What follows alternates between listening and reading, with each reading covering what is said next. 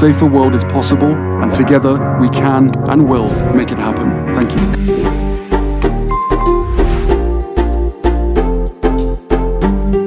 When you show up in community, you find that group that makes you feel like home, but oftentimes you also find yourself again.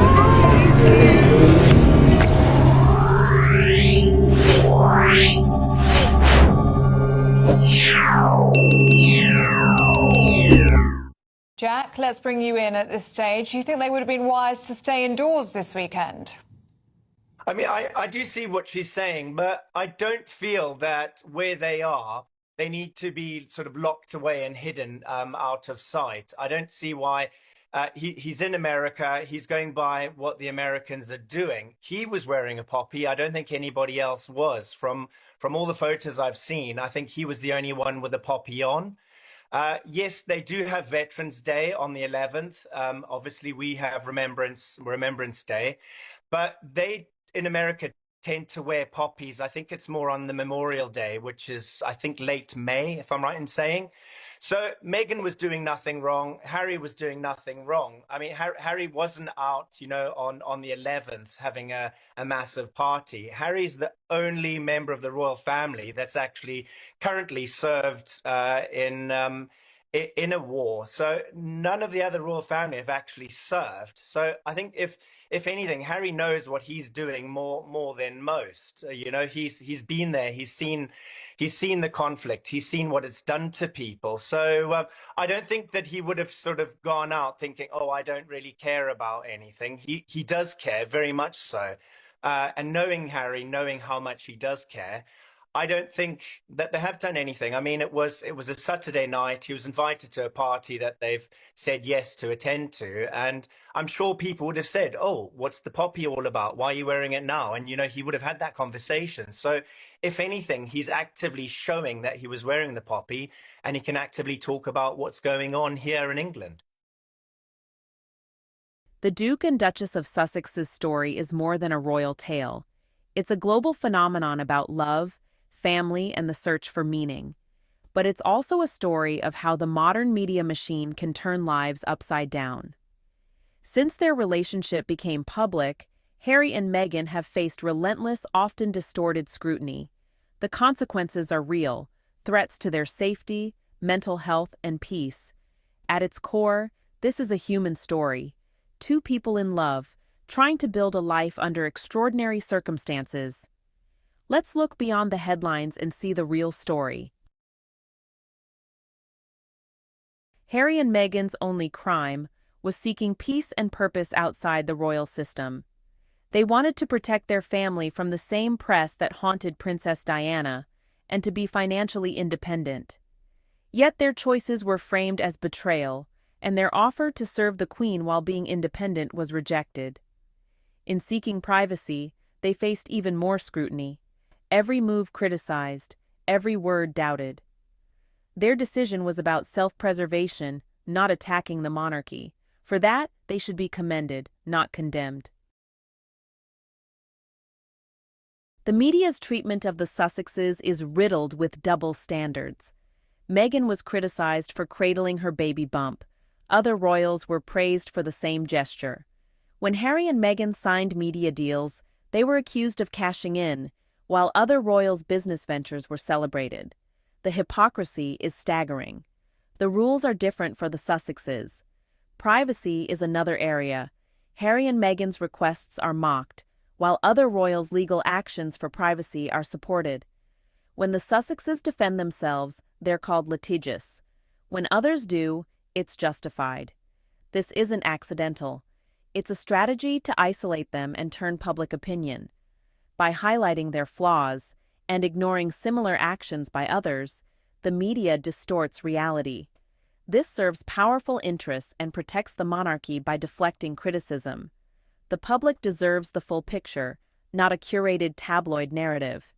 These double standards reveal more about the media than about Harry and Meghan.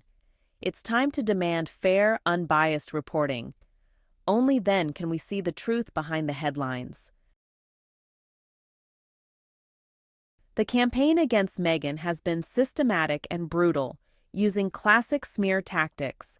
Anonymous palace sources feed unverifiable negative stories, creating an illusion of insider knowledge. Simple actions are twisted. Meghan's requests become Duchess difficult headlines. Misogynoir is rampant. Meghan faces racist tropes and is portrayed as aggressive and ambitious. Her background and heritage are weaponized to paint her as an outsider. This isn't just bias, it's racism, allowed to fester in mainstream media.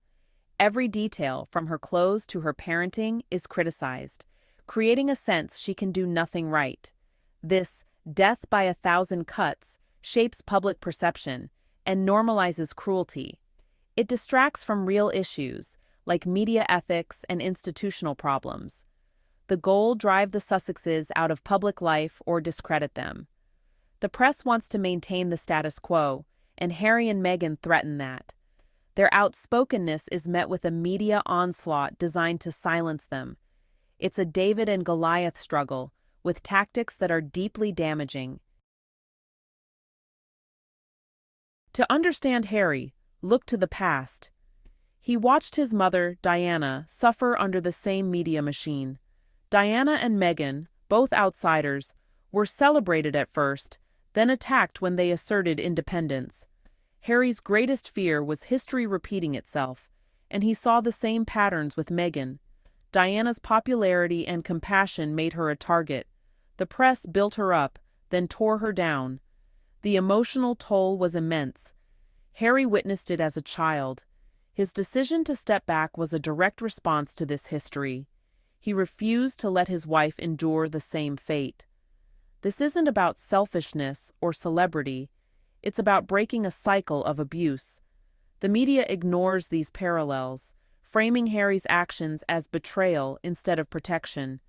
By rewriting history, the press continues its destructive behavior. For Harry, the past is a warning, not just a memory. He's chosen a different path out of strength and love. Understanding this context is essential to understanding his choices. The Sussexes' story can't be told without addressing mental health. Both have spoken openly about their struggles, helping to destigmatize these issues. Meghan revealed she had suicidal thoughts during her time as a working royal, a shocking admission that exposed the human cost of media pressure. Instead of empathy, she faced disbelief and scorn, reinforcing stigma and discouraging others from seeking help. Harry has been candid about his trauma and anxiety, using his experience to advocate for mental fitness. Leaving the UK was a step to protect their well-being. The media's negativity and lies have a corrosive effect, creating constant anxiety and isolation. The press must consider the human impact of their stories. Prioritizing clicks over decency causes real harm. Psychological wounds are as serious as physical ones. The media must be held accountable for the distress they inflict. The Sussexes' openness is a call for compassion and change. Their story highlights the urgent need for responsible reporting. Behind every headline are real people: Harry, Meghan, and their children. The media war has strained family relationships and forced impossible choices. Their safety is a constant concern, with negative coverage fueling online hate and real-world threats. The removal of their UK police protection heightened these risks. Their children, Archie and Lilibet, grow up in the shadow of this conflict, denied normal family relationships. The Sussexes' choices are about creating a safe, healthy environment for their kids, away from the toxic glare of tabloids. This is the human cost: personal pain, broken relationships, and constant fear. When we read about the Sussexes, we're seeing a family struggle to survive against overwhelming odds. They've lost their home, country, and connections with loved ones. Ignoring this human dimension misses the point of their story. It's a story of resilience and love in the face of adversity. The media must remember the people behind the headlines. Compassion should guide our understanding. The relentless campaign against the Sussexes raises a crucial question: Who holds the media accountable? In the UK, press regulation is weak. Self-regulation and ineffective oversight allow bad practices to continue. Corrections are minor, and the cycle of intrusion repeats. Harry and Meghan have turned to the courts, winning cases to set precedents against illegal press behavior. But legal battles are costly and not an option for most. The press uses these lawsuits to paint them as aggressive, fueling more negativity. Relying on political figures for accountability is risky and divisive. Real change must come from within the media and through stronger, independent regulation. The lack of consequences for unethical reporting protects powerful corporations, not individuals. Until accountability improves, stories like Harry and Meghan's will continue. Society must decide what kind of press it wants. The question isn't just for the media, it's for all of us. What are we willing to do to demand better? Harry and Meghan's story isn't over, but the path forward demands change. The media must choose empathy, truth, and responsible reporting over sensationalism. This means investing in factual journalism and ending reliance on anonymous, hateful commentary. As media consumers, we have power.